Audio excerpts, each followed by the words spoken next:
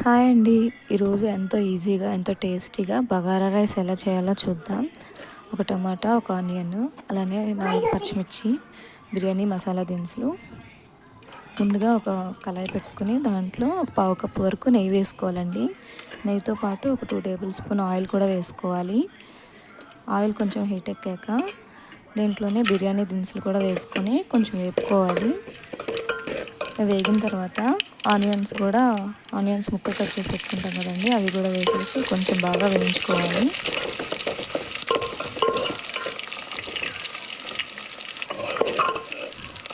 కొంచెం colour change అయిన తర్వాత దీంట్లోనే ఒక 4 రెమ్మల కరివేపాకు కూడా యాడ్ చేసుకోవాలండి.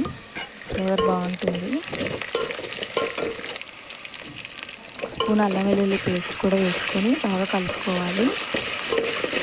నేను సన్నగా ముక్కలు చేసి పెట్టుకున్న ఒక 2 టమాటాలను కూడా దీంట్లో వేసుకోవాలి. అవి కూడా కొంచెం సాఫ్ట్గా అయిన తర్వాత ఒక 4 పచ్చిమిర్చిని కూడా వేసుకొని ఫ్రై చేసుకోవాలండి.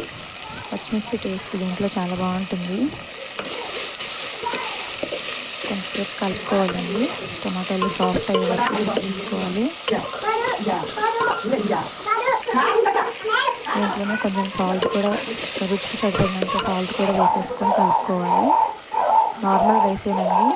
ఒక హాఫ్ అన్ అవర్ ముందు నానపెట్టేసుకోవాలి. నార్మల్గా అయితే 1 గ్లాస్ బియ్యానికి 2 గ్లాసులు వాటర్ అనమాట. నేనైతే 2 గ్లాసుల బియ్యం తీసుకున్నాను. అలానే 4 గ్లాసులు వాటర్ పోసుకుంటున్నాను. వాటర్ పోసుకున్న తర్వాత బాగా మిక్స్ చేసుకోవాలండి. ఇది కలుపుకున్న తర్వాత కొంచెం దీంట్లో రుచికి సరిపడినంత సాల్ట్ చూసుకుంటూ ఉండాలి. అలానే కొద్దిగా టేస్టింగ్ సాల్ట్ వేసాను. అలానే బిర్యానీ మసాలా ఉంటుంది కదా, అదొక హాఫ్ టీ స్పూన్. ఈ వాటర్ బాయిల్ అయిపోయిన తర్వాత దీంట్లో బియ్యం కూడా యాడ్ చేసేసుకొని కలుపుకోవాలి. అడుగు పట్టకుండా కలిపేసుకోవాలండి. బాగా కలుపుకున్న తర్వాత కొంచెం కొత్తిమీరను కూడా యాడ్ చేసుకోవాలండి.